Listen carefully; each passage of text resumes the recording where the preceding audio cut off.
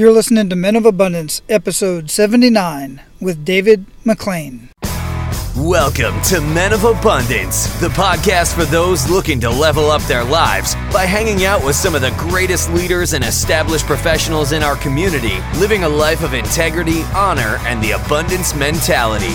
Prepare to pay it forward with your host, former Army medic turned lifestyle entrepreneur, Wally Carmichael.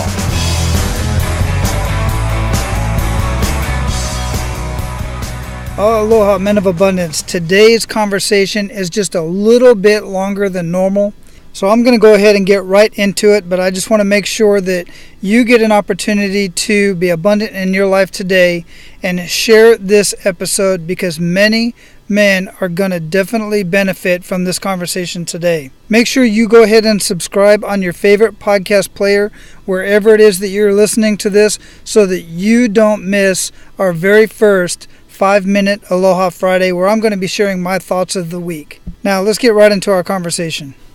All right, Men of Abundance, we have on the line today a man that is going to blow your mind. I'm telling you what, I met this guy several years ago, and we met online. And the journey that he went on and the journey that he's going to share with you today, I'm sure, is truly life-changing, and not only for his own life, for many other people's lives as well. Now, Dave, like many other people, spent much of his adult life battling an addiction, but not the typical addiction most people think about. But make no mistake about it, it is an addiction nonetheless, and it was a fast food addiction that nearly cost him his life. And his doctors told him that he would not reach his 30th birthday if he did not make some changes. And I'm telling you, if that's not something to stop you in your tracks and make you want to make some changes, I don't know what is. So obviously, he decided to make those changes. And that was New Year's Day 2013 when he decided to start making those changes and get away from eating fast food.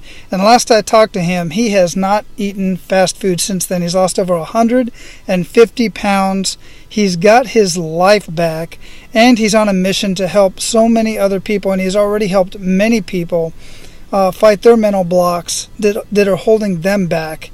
And I just can't say enough about this guy. Today we are talking to Dave McClain. Dave, welcome to the show, man.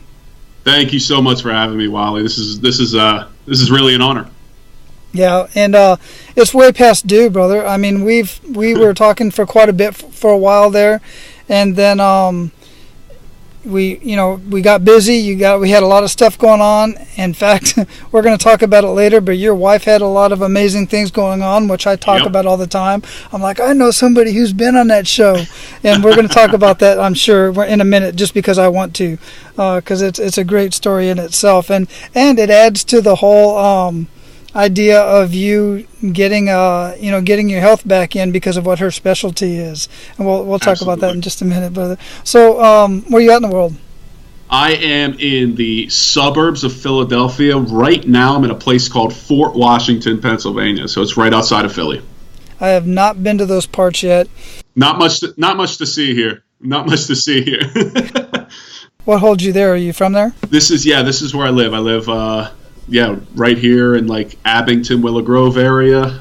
That's probably, if anybody's from around the area, they'll recognize those names probably a little more than Fort Washington. Fort Washington is just kind of like an exit off of the turnpike. But yeah, Philly's where all the action happens. Nothing happens out here. There's beauty in everywhere I've ever been, even in places that I would rather not be, but we'll leave it at that at this point because I haven't actually been there. So, as you know, before we get too much into the show, I like to start the show off the same way I start off pretty much every single morning, and it makes a huge difference in my life to do so, and that is to start off with an attitude of gratitude. What do you have to be grateful for today, Dave? I'll tell you what, I'm grateful for a lot, and, a lot of it has to do with your intro. The idea that today I woke up and I didn't have the burden of health hanging over my head, and I've had the ability to utilize this extra time that I now have. Like you said, that doctor told me, I wasn't going to see 30.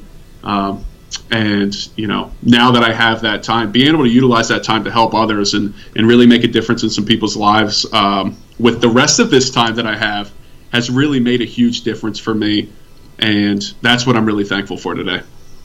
That is indeed something to be thankful for on your own account, as far as having your health every single day as opposed to what you did before. Describe that time of, how you were feeling even before the doctor's appointment, even before the doctors told you you weren't going to make your 30th birthday. How were you feeling at that point in your life? I'll tell you what, it's interesting how resilient we can be no matter what our health situation is. To be really honest with you, Wally, I felt okay. I felt like I was good. I felt like I was healthy. I was a former athlete my entire life, and being an offensive lineman at a very high level. I went to D1 football, full scholarship, and my entire life I was told to just you can eat whatever you want because you're playing center in in Division I football. You're supposed to be big. You're supposed to be this big guy. And so, in playing football, I'm burning 5,000 calories a day. I'm working out all the time, but I'm not eating well. I'm eating fast food. And, once I left college and I go into the real world and nobody's telling me I have to work out for 5 hours a day like I did when I was playing football, I maintained the same diet and, it just progressed and progressed. I was eating fast food almost every single day. And actually, I was eating it every single day, almost every single meal. Ended up being around a $400 a month bill for me. I think grand total, me and my wife added it up at one point, and I spent nearly $12,000 on fast food in the course of a couple years. And so in that time, I was so focused on my career, I was so focused on the other things that were going on in my life. I just graduated college, that I felt like I was fine. What brought me to that doctor's visit was two things. Number one, I was having heartburn, and I was sick of constantly spending money on heartburn medication, like the over-the-counter stuff, the Prilosec and stuff like that. It was like $40 a week, and I didn't want to spend that anymore. So maybe I can get a prescription. The other thing was I did notice, from my wedding pictures that I was getting big. I was great at avoiding cameras, Wally. I was amazing at it. I was like a superpower. There were no pictures of me in from the 2012 to 2013 range when I gained all of my weight. And that's something we'll get back to. But the question you asked, how did I feel? Apart from, the heartburn and things like that, I was so out of touch with, and I attribute this to what I call body dysmorphia. I really had no idea what I looked like because I was never faced with it. I never looked in the mirror. I never, looked at pictures of myself, and nobody ever took pictures of me. So I really had no idea how big I was until I walked into that doctor's office. Two things I get from that, and one, I literally just had this conversation recently with a medical doctor, Dr. Zarowski. As a matter of fact, he was episode number 64 with Dr. Nicholas Zarowski, and we had that conversation specifically about bodybuilders. There was a belief back in the day, and it still is today with a lot of people, that if you're building muscle, you're just a big person, it's okay, you can eat fast food, you can eat whatever you want, was the statement I made. No matter what. And the fact of the matter is, obviously, you can't. And the point that I got from what you were talking about is you felt okay. You felt that was fine. Yep. That was normal. And what was amazing about that was, like I said, and hopefully next we'll be able to get into that doctor's visit of what actually happened. But, I had no idea. I felt like everything that was going on with my body at the time, I felt like that was normal. And I didn't realize until after how good healthy actually feels and how bad I was actually feeling back then. But if I put myself back in that mindset of what I was like back then and day to day and everything like that, you would have thought, if you would have asked me right to my face with a lie detector test, are you healthy? I would have said yes until that doctor's visit, which is exactly what changed my life. Yeah, absolutely. The other thing I hadn't considered is what you're talking about with the cost of how much you were spending on fast food. And a lot of people think, well, everybody's eating fast food because it's so cheap, but now it's not. Right. And especially compared to meal prepping and things like that, it's not even close. The amount of money I save in eating healthy has been astronomical.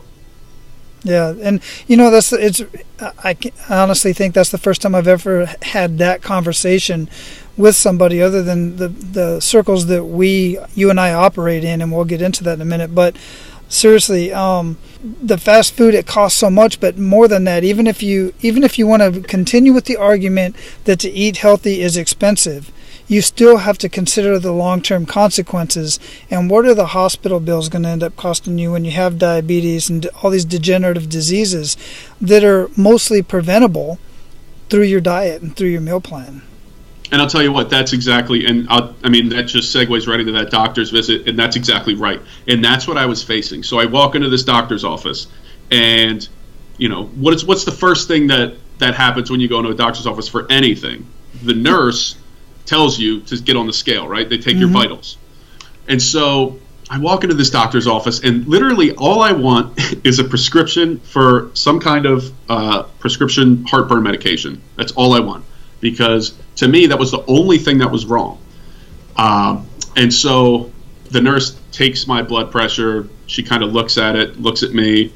I asked her if it was good. She didn't answer me. And then she tells me to step on the scale. And so, Wally, this was the easiest thing for me to avoid, because most of my life I've been over 300 pounds, and as I went into college, I played football at like 350 pounds. So I knew that I was more than that, just from like the shirt sizes that I wear and the pant size that I wear. So I told the nurse that I weighed around 355, 360 pounds. And all conventional scales go up to 350 pounds, right? So this was like an easy lie for me to make. And this was not only to kind of protect myself from embarrassment, but to also avoid something that scared me. And that was the scale and how much I actually weighed. It was almost like a subconscious battle that I had. And it was a pretty incredible one, not one that I even recognized until I had gotten healthy and was able to look back with a clearer state of mind. So she tells me to get on the scale. And I say, I weigh 355. And she goes, well, actually, this scale goes up to 450 pounds. So at this moment, I'm like, oh, great, here we go. Now I have to face that lie, the extent of whatever lie I was telling people. I told people I weighed 355 pounds. I knew I didn't weigh 355 pounds. I knew I weighed more than that. I didn't want to know how much I weighed. But now I have to face it. So I strip as much clothes off as I can without getting embarrassed. I let out as many deep breaths as I can, hopefully to like push a pound worth of air out of my body or something. I wasn't thinking clearly. And then so I step on the scale. And the scale's reading, and then it says error. Oh, Lord. And I look at the nurse, and I say, what happened? And she goes, I don't know. Let me try and calibrate it. So the nurses, they calibrate it by weighing themselves in the morning or whatever. So she hops on the scale. She said, it's reading fine. Try it again. Step back on the scale. Reading, error. It was a 450-pound scale, and I didn't fit on it. I weighed over 450 pounds on that day, and I had no idea. I was as shocked as the nurse. And so when I walked into that doctor's office, he gave me that laundry list. The diabetes, the heart disease, the sleep apnea, all of these things that I was currently facing or going to be facing if I continued on that path. And that's when he looked me right in the eye. I was 26 years old. He looked me right in the eye and he said, if you keep this lifestyle up, you will not see 30. And, to me, that was the day that changed my life forever. I walked out of that doctor's office. I sat in my car and I sobbed and I cried and I cried and I cried. Couldn't even drive. And the first thing that came into my head was I had just married my wife, who you had mentioned earlier. I promised her that I would be there for her forever. I would be there to raise kids, run circles around our grandkids forever and ever. And now I have to go home and tell her that she's going to be a widow before her 29th birthday. And she has to do all of those things with somebody else. That broke me inside. Not because it broke me because I didn't think I could change. I didn't think I could change my life in that moment. And, finally, after sitting there for what felt like 5 hours, I just looked in my rearview mirror and I said, shut up and get to work. And that following New Year's is when I started my journey and when I cut fast food out. And that was January 1st, 2013. And that's when it all began. Wow. Yeah, so that sounds like a pretty deep kick in the gut moment there. Yeah. And you started to alluding to kind of the pivot point because you're not quite there yet. What was the point where you made the decision and the realization that you were just going to cut out fast food and get on the right track?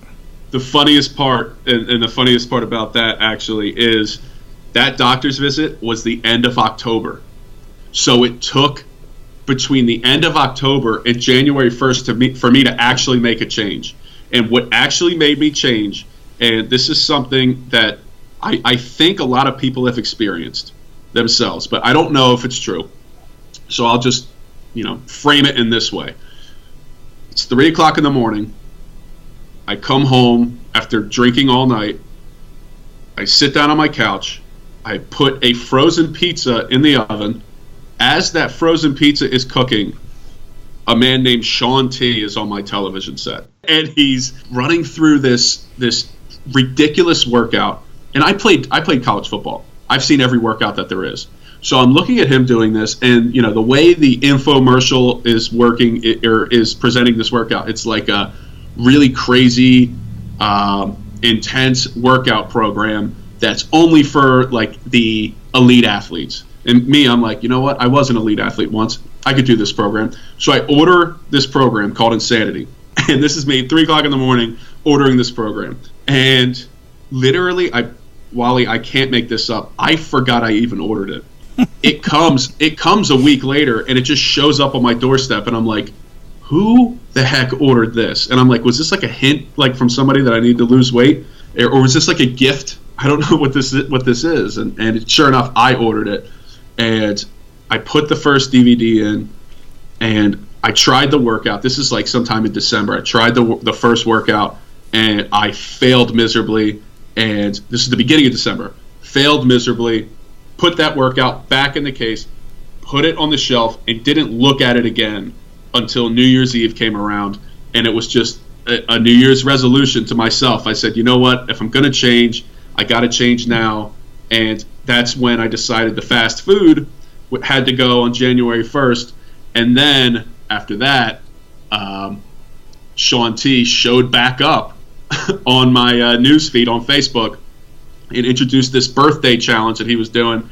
And I can get into that story if you want, but that's also a funny story in itself.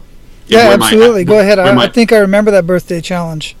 Yeah, so my fitness journey began a couple months after I stopped eating fast food.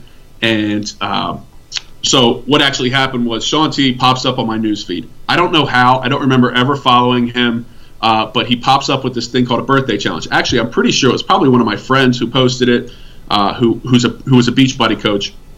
So he pops up on my newsfeed and he says, ladies and gentlemen, I'm doing this birthday challenge. We're going to do Insanity together the whole 63 days. He was going to do it with us, and then it was going to end on his birthday. And so I was pretty pumped up about that. And I was pumped up about that because what he actually said was, one lucky person at the end of this challenge is going to get to work out with me. I'm going to fly out to your hometown, and we are going to work out together at your personal gym. And me, I'm a very competitive person. So I hear this, and I'm like, I'm going to win this. I'm going to get the best results. Shaun T is going to fly to my house. We're going to become best friends. We're going to start a reality show together, and I'm going to move out to California with me and my wife. My wife's going to be his personal chef, and then we're just going to be, that's how we're going to live our life. So this is what I assume is going to happen at the end of this challenge. Obviously, person with the best results wins, in my mind. And so we start this thing, and I'm going along. For the first thing I did was I told my entire timeline. I said, look, I typed this on my Facebook.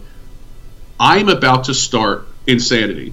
I am not very good at holding myself accountable, so I need you to hold me accountable. I need you to to make sure I post a picture of me after my workout and a picture of my meals every single day. And if I don't, I want you to text me. I want you to shoot me an email, a message, whatever you got to do to hold me accountable for this. And my friends loved hearing that, because my friends, look, I'm the biggest one of my friends. I'm the one that's the loudest and the one that always cuts jokes on people. And they, having the chance to hold me accountable and yell at me, they were dying to do that, Wally. They were all in on that. So I utilized them as like my coach at the time. And so I started, and 63 days later, after I did everything, I ate perfectly, I did the workouts, I got on the scale, my first time getting on the scale in the entire 63 days of insanity, and I lost 55 pounds, my first round.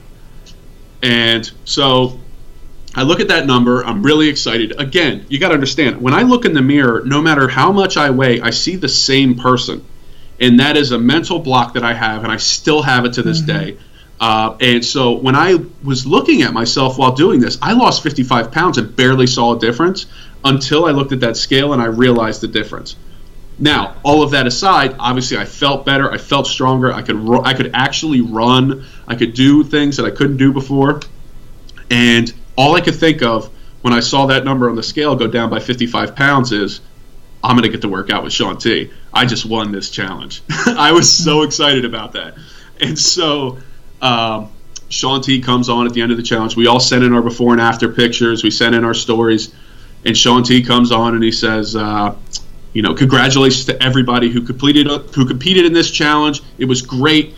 The results were outstanding. And the winner of the birthday challenge will be chosen at random.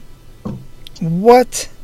So I was look, I have never in my life hated Beachbody more. Oh my gosh, I was so upset. I was like, this is all ridiculous. I just worked so hard to get the best results so that I could work out with Shaun T. And so what I actually did was, and I was like, this had to have been like, there had to have been a rules sheet or something that says this. So I go back 63 days in his post, and sure enough, written right there in the description of the challenge, the winner will be chosen at random. Wally, that was the best sentence I forgot to read in my life, because had I read that, I would have never started my fitness journey, like with Beachbody, at least, that's for sure. And I would have never had the success that I have now. And I look back and I'm like, thank God I forgot to read that sentence, because I'm so competitive that competitive fire is what brought me to where I was. And so he announces the winner. It's some 110-pound girl in Topeka, Kansas, or so. I don't know where she was, but it wasn't me. And I didn't win the birthday challenge, but I was at that point that everything was kind of snowballed into my success with Beachbody, with the Beachbody challenge and things like that, and then coaching and things like that. But yeah, that's how it all started. And from that it was so funny, because so many people hope and pray for this huge whatever it is, this big thing that's going to, or event that's going to push them to start. And I had a big event in October when a doctor told me that I'm going to die at 30. That didn't get me to start. What got me to start was something as simple as a New Year's resolution and an infomercial. Two things that are not big life-changing moments. I didn't need a big life-changing moment to start my journey, nor does anybody else. My journey, my 160-pound weight loss journey, started with an infomercial, and something that gets mocked every single New Year's is that New Year's resolution. People make fun of it. People say that it's ridiculous. People, make fun of those people who end up quitting.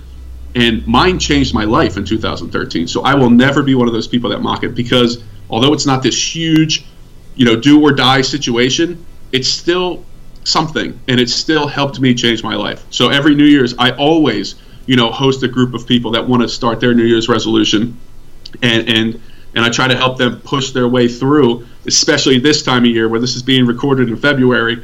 This time of year, it's always tough. And so this is kind of that crunch time that, when your New Year's resolution is on the brink, now is where you push through. So that it's just amazing that those two little things, an infomercial and a New Year's resolution, changed it all for me.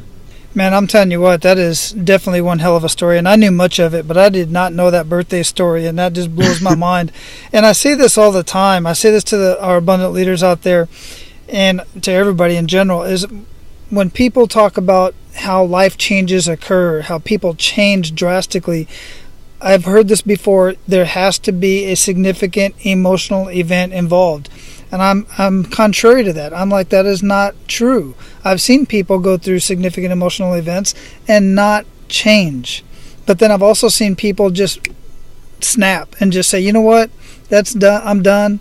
I'm not smoking no more. I'm not drinking anymore. I'm just tired of it. I'm tired, whatever it is. I'm tired of spending the money. I'm tired of smelling like this. I'm tired of not being able to, having to pay for 2 seats when I travel on an airplane type of thing. Or I'm afraid, I'm tired. I just can't walk outside with my kids and play in the backyard with them, or whatever the case may be. Brother, I've said it to you so many times before. I commend you for it. It's such a heartwarming thing. I've never been in that situation. It's funny because we do talk about, what does change lives, and you brought up the military aspect, and I don't think, and I want to kind of use an analogy, like as far as a life-changing moment for them, for people in the military, is like you said, when you are out there, for us as people who are changing their lives, like changing their diet, quitting smoking, things like that, there's never a life-changing moment there. Where there are life-changing moments is if you're on the battlefield and you're in a truck and a bomb goes off and you lose your legs. That's a life-changing moment, because at that moment, at exact moment, the entire life after that has to change. It has to change, right? And whereas when it comes to like a health and fitness journey, it's a day to day to day to day thing. Every single day is different. I didn't quit fast food and then immediately lose 160 pounds the next day. That's not how it worked. It was an ongoing thing. It's an everyday battle where it's way different than, because people think I need this life-changing moment. Well, no, there is no life-changing moment. It's a bunch of moments over the course of whatever it is, a year, 2 years, 3 years, some people 5 years, that ends up allowing you to look back. Because the thing is, when I started my journey, January 1st, 2013, I was not the person that I needed to be to finish my journey. If I was that exact person throughout my entire journey, I would have failed and I wouldn't have made it. I had to change, and I had to continue to change over and over and over again. So it's not like that decision or that moment at the doctor's office changed my life. It was the journey that changed my life. It was every single day in between that changed my life. And people are looking at their goal, they're looking at this mountain that they have to climb in order to hit their goal, thinking that the person that they are right now is the person that they need to be to conquer that goal, and they just aren't. They aren't that person, and they don't need to be that person. They need to be the person that can get through today without going through a drive-through. They need to be the person that can get through today without making an excuse as to why they can't work out, why they can't treat their bodies well. They need to be the person today that will not go and purchase cigarettes or only smoke 1 cigarette today as opposed to 8. They need to be that person today. Then tomorrow they need to be the person that will take them to the next step. So people are so worried that they're not strong enough. And guess what? They're not. But they're not strong enough to accomplish their goal. They're strong enough to win today. And that's all you need to be. And those days compounded, you get better and better and better. And soon enough, you're at the top of that mountain looking back at that person that you were when you started. And you're like, wow, I have conquered so much because I have focused on today and not on, that huge goal that I have in front of me. Brilliant, exactly. And you had one other key element. And you got that element and you asked for that element because you put yourself out there and you asked for accountability partners. Now, regardless of what their motivation was, either the poke at you or to get back at you for whatever you must have done to them or whatever the motivation was, they were there to hold you accountable. And I just think that's priceless. And so many people, we have this conversation about, I have these goals and I have these dreams and aspirations, but I don't want to tell anybody because somebody out there is going to try to take that from me. Or they're going to try to put me, say, you can't do that. Who do you think you are to do something like that? You know what? Mm-hmm. It's my belief. This is just me, because there is some truth to that. But it's my belief that, you know what? I just gotta cloud those people out. I gotta, forget about that, not listen to that, and accept the people that are willing to come out and help me and do what I want to do, and maybe even provide me some further resources that I didn't know about. So how much did that impact in your journey? Well, it's funny because I actually right now I'm shifting my focus to help people bring those things out a little more. But in the beginning of my journey, I was always scared to talk about that doctor's visit. I actually didn't even tell my wife or my friends or my family about that doctor's visit until a year into my journey. I didn't talk to anybody about it because I was so embarrassed by it. Embarrassment is the biggest deterrent that we face, especially in America, with social media and with all of these avenues that people have into our life. So many people share their highlight reel on their social media, and they end up, because they get so much good reaction from people from there, they end up taking that to their real life. And because of all of that, the psychology of it is now people are just sharing their highlights with the world and not sharing their lowlights. And it's not that, I mean, trust me, there are trolls and bullies on the internet. But when it comes to our actual friends, if we just simply share those things, those negative, those lowlights, those negative things in our life, you're going to get more support in those moments than in any good moment you share. You will get more Me Too's. That's what I call them. The thing that I tell people the most to reach for, especially like coaches or people that are just looking for help, is get somebody to say Me Too. Get somebody to hear your story and say, oh my God, the way you just put that, I've been trying to share that with the world in that exact same way, and I just had no idea how to do it. Thank you so much for sharing that. I want to help you. I want to be with you. I want to work with you in this goal that you have of, you know, getting healthy or whatever it is, quitting an addiction, those types of things. For me, that's what I did. I started telling my story, and I started putting it out into the world, and there was my entire social media up until that point was my highlights. And once I started sharing with people that I was actually struggling, there were people out there that were like, yes, obviously you were struggling. Like my best friends are like, yes, thank God he's finally talking about this, because we didn't know how to bring it up to him. We didn't know how to talk to him about this. We all saw him gaining weight, but he was a stubborn guy. He tries to cover everything up, and we didn't want to be the one to like tell him to stop or tell him to, you know, stop eating, stop drinking, stop, using chewing tobacco, these types of things that I was doing when I was destroying my body. Even my own wife didn't know how to tell me. And finally, when I came out and I was like, look, here's where I know I'm at and here's where I want to be, people started running towards me, wanting to help me out. And I will be forever grateful for that. That was the single, apart from marrying my wife, the single greatest moment of my life was when I finally came out and told people that I wasn't perfect and that I admit that. And these are the things that I'm working on to try to become a better person and try to take care of myself. That's a very good point. And if anybody wants to question that, and you are on Facebook, just go to any of your Facebook feeds, any of your friends. Count the number of likes and comments on those posts that have some sort of a vulnerability to it. Mm-hmm. Somebody lost a grandparent or a family member. Somebody is struggling with something or other. Whatever it is, you're going to see many more emotions and comments on those type of posts and on those type of entries than you will just about anything else. Especially if somebody posts up something like, hey, I just started a new business today. That's a good news story, and it kind of is the way I look at it anyway, is kind of a threat to some other people. So there's crickets. It's a good news story for that individual, but yeah. Yep. And that is funny. And obviously there's the stigma to, people starting businesses or whatever. And a lot, like you said, there's two sides to that. The one side is they're like, oh my God, are they gonna start emailing me or sending me messages about some whatever business I don't believe in? And the other side is like, I really wish I was doing that and I'm not doing it, so I'm going to be mad, I'm going to be bitter. But it's funny when we get back to like sharing your vulnerabilities, there's definitely a line there, and I think you know this, Wally. There's a line of actual vulnerability, actual issues that you have and that you're dealing with and that you're becoming vulnerable about, and then the sob stories. Absolutely. You know what I mean? The 10 posts in a row about some kind of whatever that you're dealing with, and you just want people to say, to come on your Facebook and tell you, oh, I'm so sorry. And people, Tony Robbins talks about this all the time, the attention-seeking people. Those people exist, and those people are not who we're talking about right now.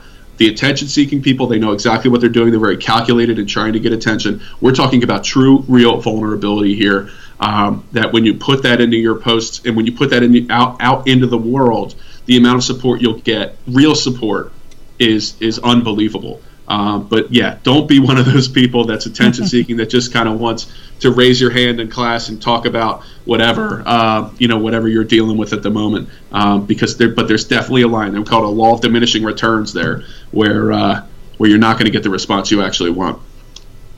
Yeah, absolutely correct. There's no doubt about that, and it's very blatant, and generally people see right through it. And some will throw out some sympathy emotions to them or something like that, but generally it's very evident of what they're doing. So yeah, definitely don't want to be that person. So now, speaking of your lovely wife, I was rooting for you guys so much when she was on the episode of Chopped. Yep. And because my wife and I, my whole family, we all watch Chopped. And we're just really big, even though I personally see it as just, I keep saying it's so unrealistic. There's no way in the world you're going to cook like that. But it's a competition. I got it. But talk a little bit about that. What was that experience like? Oh, man. Well, thank you for your support, first of all. That was a very nerve-wracking day for all of us, especially my wife. Actually, probably she was the one that was least nervous of all of us. So kind of the behind-the-scenes stuff. So my wife, she's an incredible chef. She was a chef out in Las Vegas at a place called Milo's. She was one of the people who opened that restaurant. And that restaurant right now is still, to this day, one of the greatest restaurants on the planet Earth. And so she was a part of kind of the beginning stages of that. And she worked for Emeril's restaurant out in Vegas, and this was all right after college. And then when we moved home to Pennsylvania, she got this job at this tapas restaurant in Philadelphia. And long story short, her restaurant was named Best Tapas in Philadelphia so many times that they stopped giving the award out. And so Chopped comes calling, right? And the Food Network comes calling, and they have her fill out an application. And the problem with Chopped is that you kind of have to build the drama for these characters in the show, or these chefs in the show, and there has to be a lot of drama in their life. Well, she really doesn't associate herself with a lot of drama, and so she really didn't have that much of a story to tell. And Chopped, they don't care if you're the greatest chef on the planet. If you don't have a story to tell, then they're probably not going to take you. But she was such a good cook that they decided we're going to pin her up. And she's a very girl power kind of girl. And she's very gung-ho about, there should be more female chefs and things like that. So that was kind of what she was talking about. So they pinned her up against three very good male chefs. And they're good. Oh my gosh. And so that was amazing. But so how the day works is she leaves for New York at like 4 o'clock in the morning, and she can't contact me until she's completely done with the show. Well, we had some inside information from some other people who had been on the show in Philly, and they basically said, keep your eye on the clock, because if she makes it past 4 p.m., that means she made the first cut. And if she makes it past 8 p.m., then she made it through the second cut. And then if she makes it to 10 p.m., that means she was one of the final two. So if you don't hear from her till 10 p.m., she's in the finals. And I cannot tell you how slow these hours went by. I was supposed to go up there to New York, but there's no studio audience. We can't sit and watch. So I would have just had to been up there acting like a tourist up there in New York, when I was literally out of my mind nervous. I'm like, no, I'm just going to go to work. I'm going to go do other stuff and keep myself busy while this is going on. 4 o'clock rolls around, no call. 8 o'clock rolls around, no call.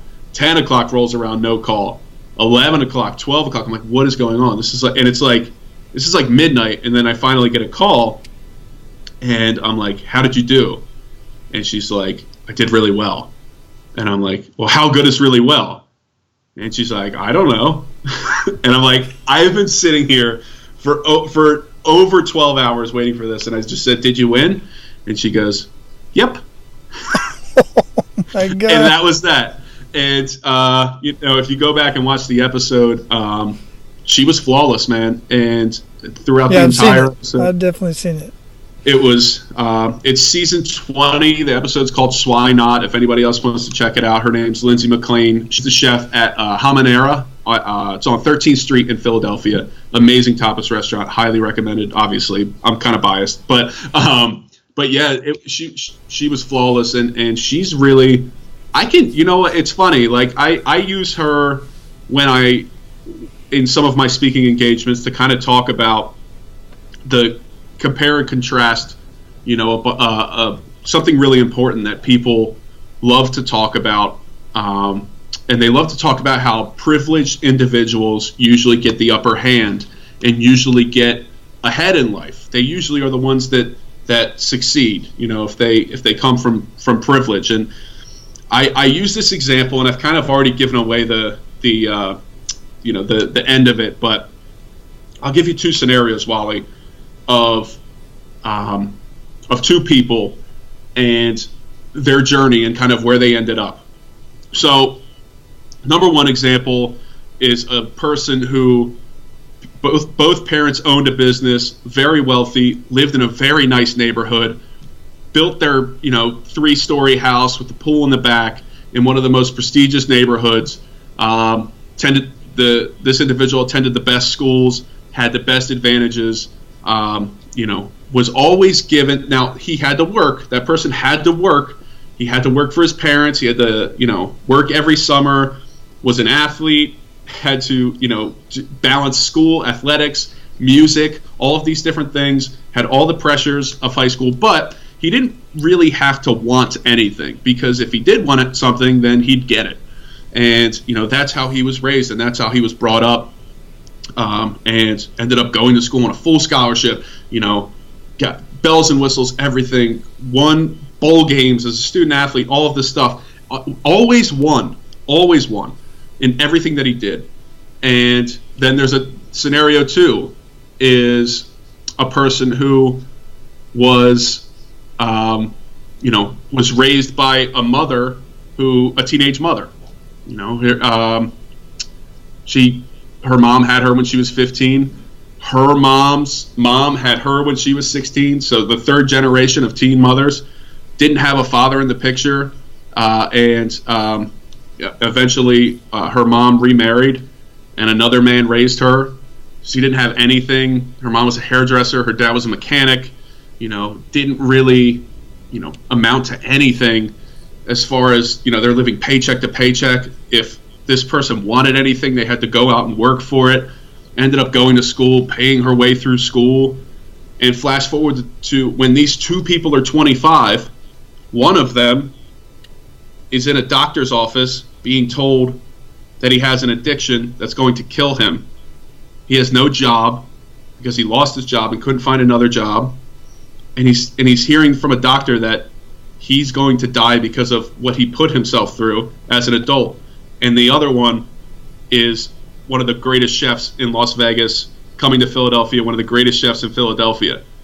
And if you could, if obviously the answer to this, but when people would guess, who was the successful one? Well, it was probably the one that had all the privilege. Absolutely not. My wife was person B.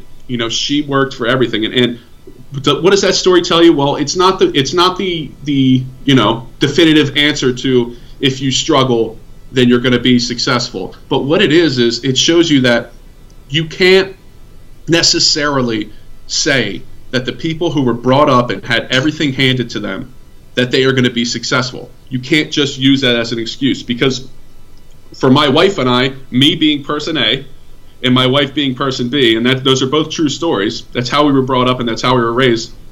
I'm not saying my parents were even bad parents or her parents were good parents. It doesn't matter what it is, but that idea that privilege is what pushes you further in life, it's just not the case. And our story proves it. And that's something that I talk about all the time, because I'm the one that ended up the addict, ended up the one that was that wasn't performing, and my wife, who was given nothing, performed every single place she went and was always successful. And me, after college, I was always failing. And so, I can't say that the way I was brought up, because of the way I was brought up, that's what happened. But I also can tell you that I was brought up with every privilege in the world, and I wasn't successful until I had to basically, like I said, change my life to get to the point that I am at today. So it's just an example for people out there who are using that excuse. You can't use that excuse, and we are the perfect example. Absolutely. Very amazing story and very true story. And on fact of the matter is, it is a true story, but it's absolutely a true story on so many accounts. And you just never know. It's all about the individual and ultimately what they want to end up doing in life. And we all end up in our journeys for one reason or another.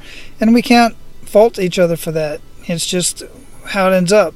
My thought process is, when we find people like that are on the wrong path, it's my responsibility to at least have a conversation with them, see about trying to get them connected with the right people to get them on the right path, and I would hope somebody would do the same for me.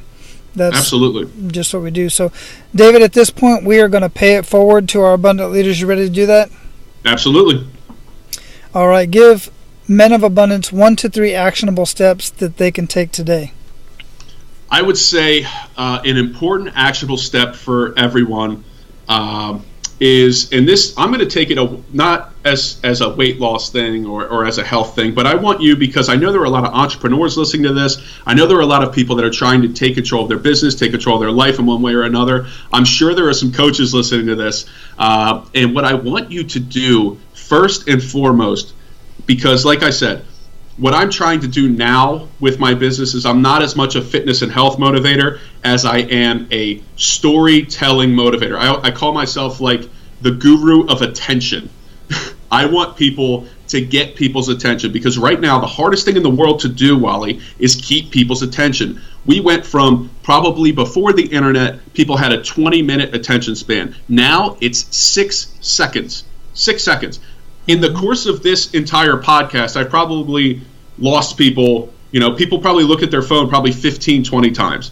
And so now in my job, what I want to do is I want to help people keep people's attention for as long as possible. And the way to do that is to be really, really good at speaking and telling your story. So the first actionable step to that, when it comes to telling your story, if you are somebody that wants to use your story, become a motivational speaker, the first thing you need to do is be really, really freaking honest with yourself about those things in your life that you were really struggling with.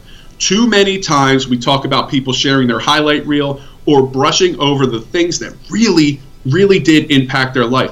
People are scared to share these things because they're scared to get vulnerable. They're scared to get honest. And what I always tell people to do when they're struggling with how to present their story, and when they're saying, I don't have anything of value to share with the world, or I think I have something valuable, but it doesn't seem to be getting people's attention. The best way to get people's attention is to be really, really honest with yourself. Step 1 is be super honest with yourself. Write those things down. And step 2 is get a partner. Get somebody, whether it be a coach, a mentor, somebody that you can talk to about these things and really work this story out. Somebody that's going to be honest with you. Honesty is a big theme in my life. Those people should be honest with you. They should tell you when a part of your story sucks. Some people have parts of their story they think are this huge, big moment, and they're like, yeah, that's the same big moment as everybody else. That quote that you're using is the same quote that I've seen on Instagram 1,500 times. How can we make that yours? How can we trim the fat from your story to make it something impactful, to make it something that works for people and that really grabs their attention? So number 1, obviously be honest with yourself, be able to dig into those things and be able to share those things that you've never shared with people, because those are the moments that are going to get people's attention. Number 2 is get a mentor and work with them as much as possible to tell your story. And the third one is 10,000 reps. 10,000 reps. No matter what it is, no matter what you're trying to be good at, it takes 10,000 reps at least to become an expert, to become the guru. So do not think that you're just going to be good at something. Don't think that you're going to be bad at something because the first couple times you were bad at it. Trust that it always takes 10,000 reps to be good at anything. One of the things I talk about the most is when people look at other people. People come up to me all the time and they say two things. They say, number one, they're like, you have such a gift of public speaking. Like, it's such a gift. And when I hear that the first time, I'm like, okay, thanks. If I hear that again, I'm like, no. I got to stop you there. This was not a gift. This was not a blessing. I earned this. I worked my tail off to become a good public speaker.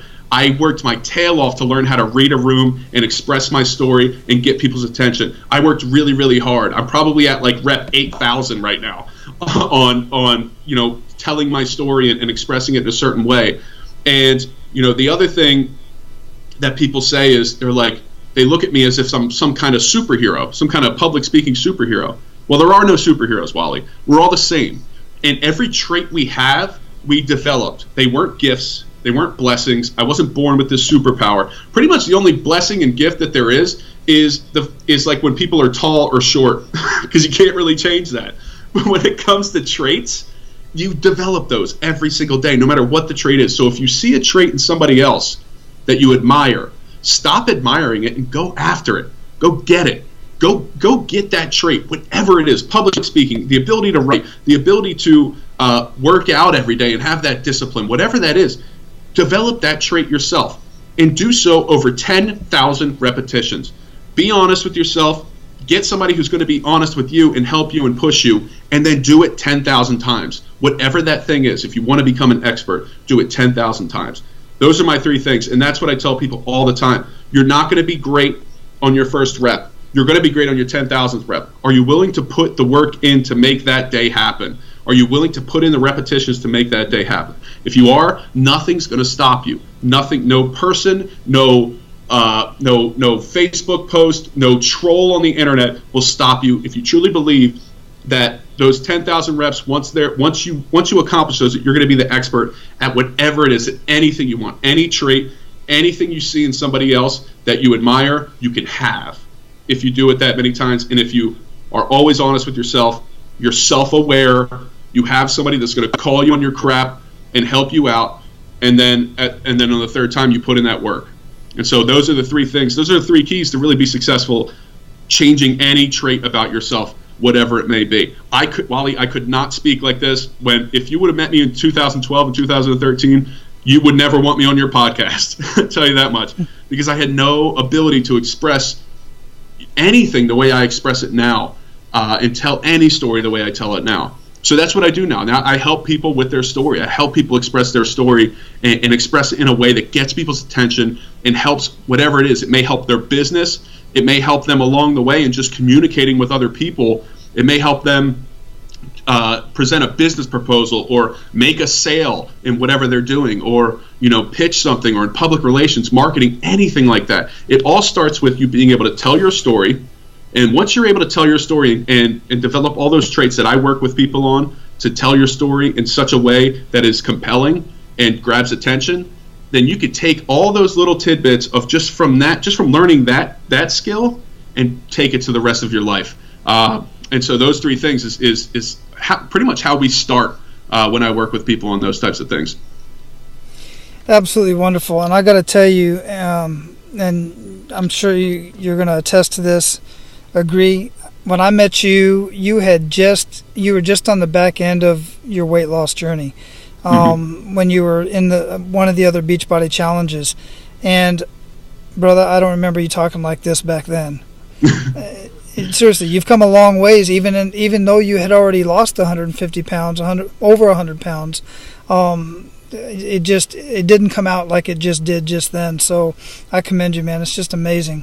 And Men of Abundance, exactly what he said, spot on. So, David, what daily habits make up the biggest impact in your life today? My habits that are most impactful it's actually, you know what, I'll just break it down. It's having habits. I think especially in Pennsylvania, in the Northeast, New York, New Jersey, places like this where it's really fast-paced, life is fast-paced. I think that we get into these patterns that, if not addressed, will kill us. And that's what happened to me. I didn't address my patterns. And because I didn't have habits, I just had these patterns that I went through. And one of those patterns was going through a drive-through. And I think if we address the fact that we know that, making a habit of having habits, if that makes sense, literally writing it down, scheduling out your day. One of the things that I do and I stress every single day is having a schedule for my day. What am I doing today? Where are the little pockets of time that I can add personal development to my life or add value to somebody else's life? And I schedule that out every day. One of my favorite habits is waking up an hour before I should and just sitting down to a cup of bulletproof coffee, and that's my breakfast, and just sitting there in silence and really comprehending what is possible today. What is possible today? 99% of the time, I do not accomplish what is possible today, because my dreams are always bigger. When I look at it, I'm like, what can I accomplish today? I can change 10 people's lives today. And guess what happens? I maybe changed 3. But had I not had that vision of starting a journey with 10 people, I would have never helped 3. And I would have never started with 3. So I always make sure that the beginning of my day begins with a vision, and then starts with that action step of writing out my schedule. What is that going to look like? So I highly recommend using your vision and creating that first action step, but at the same time schedule things out and write it down. Set alarms in your phone. I set an alarm in my phone sometimes for if I know I have a span of time where I am going to have some free time or I'm going to have some downtime. I'll set an alarm for whatever that time is. Say I have a 2 o'clock meeting and a 4 o'clock meeting. Well, somewhere around 3 o'clock, I'll set an alarm that'll just say, message someone. And, that's what I'll do. I'll jump on my Facebook, I'll jump on my text, and I'll be like, and I will literally just send a message to anyone. It could even be my mom. My mom's gotten 20 messages from me, like, how are you doing? And just ask them how they're doing. And just start that conversation and see if I can help out in any way. I especially love doing this with Beachbody coaches, because Beachbody coaches, and I think we've talked about this before, but anybody that's in the field of helping other people, very rarely does anybody ask them if they need help. Very rarely does anybody reach out to helpers to ask them if they need help. I love doing that. That's my favorite thing to do, because when I reach out to them and ask them if they need help, they need a lot of help.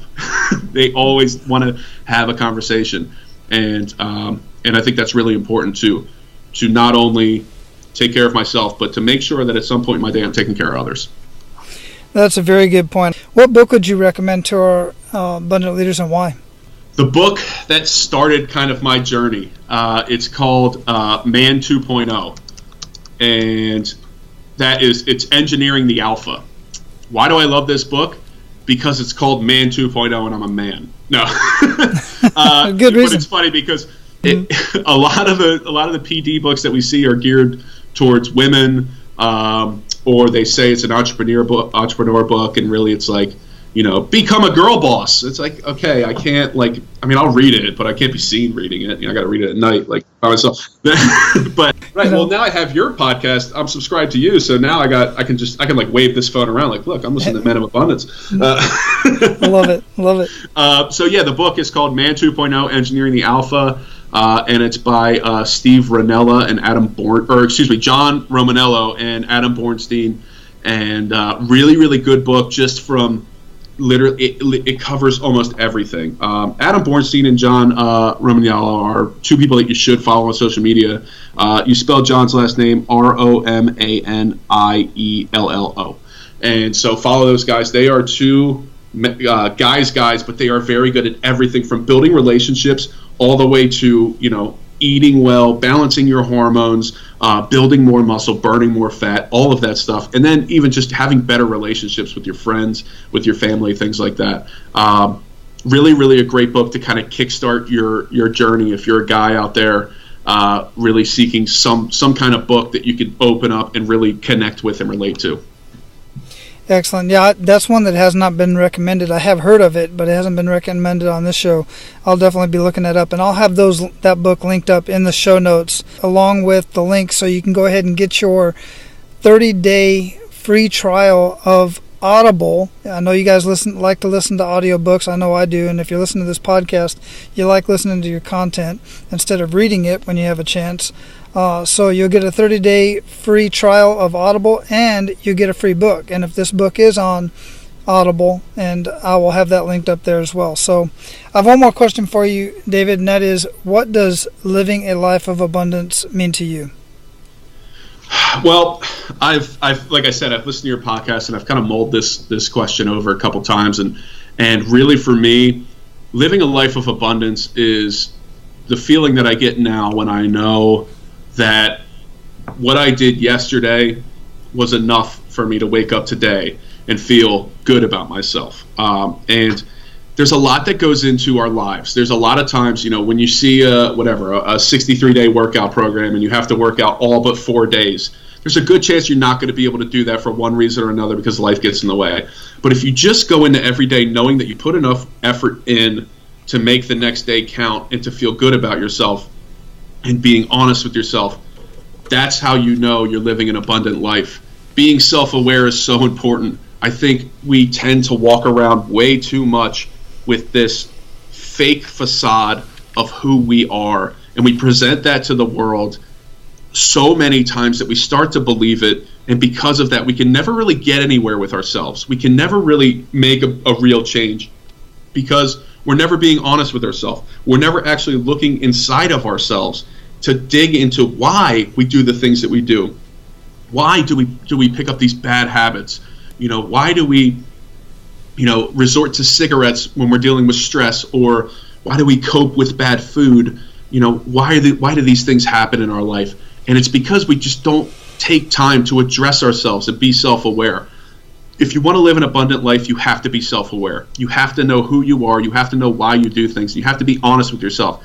And you also have to be able to accept the fact that just because you're flawed doesn't mean you're bad. Doesn't mean you're a failure.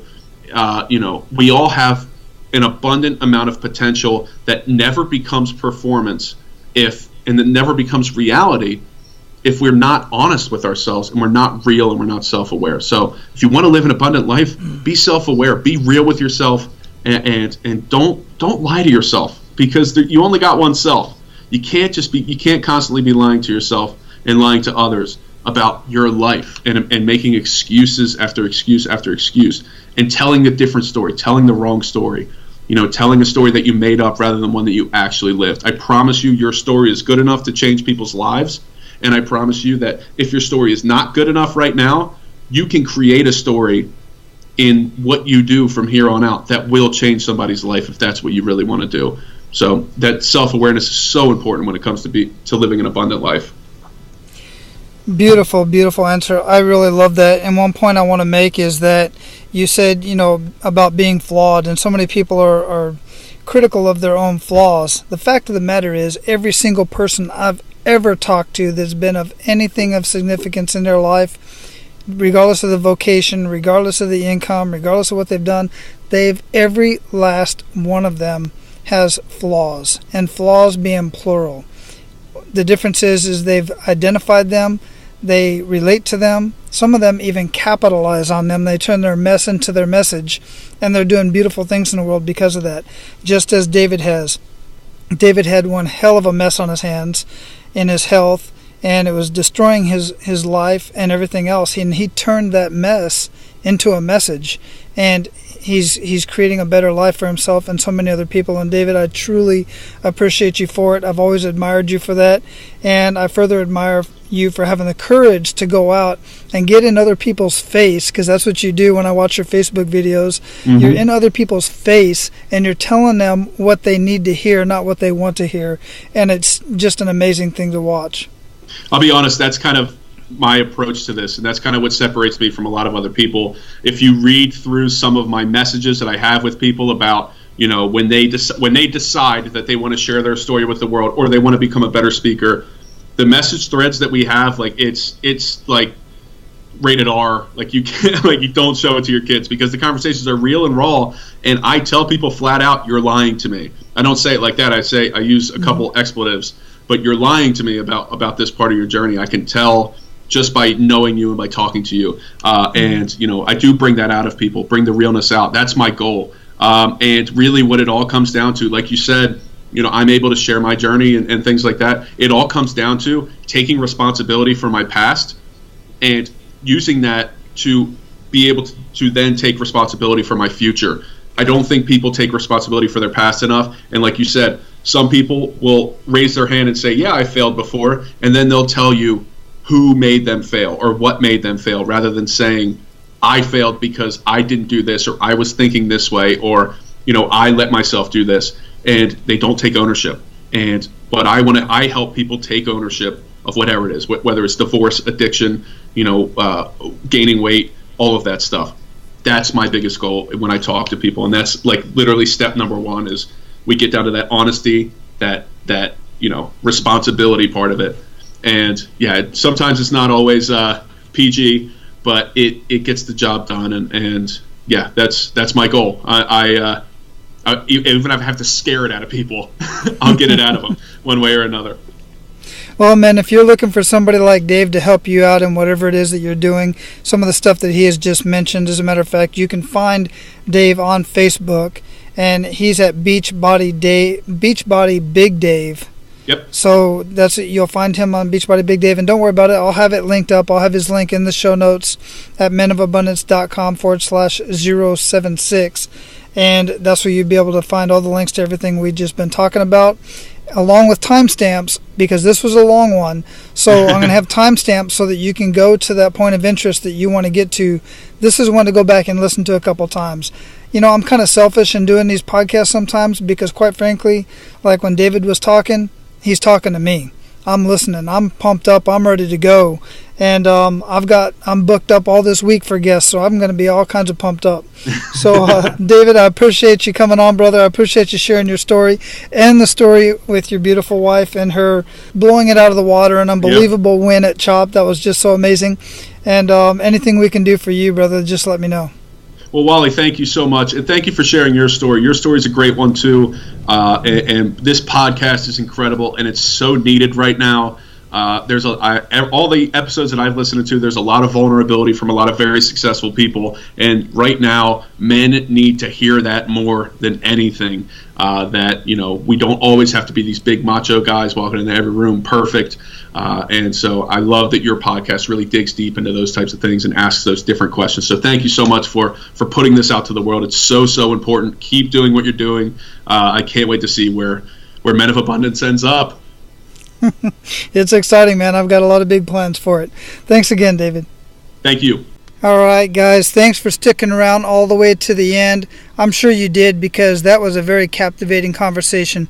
I really look forward to hearing what your thoughts are on this conversation, so make sure that you get access to our Men of Abundance community on Facebook. The easiest way to do that is to go to menofabundance.com.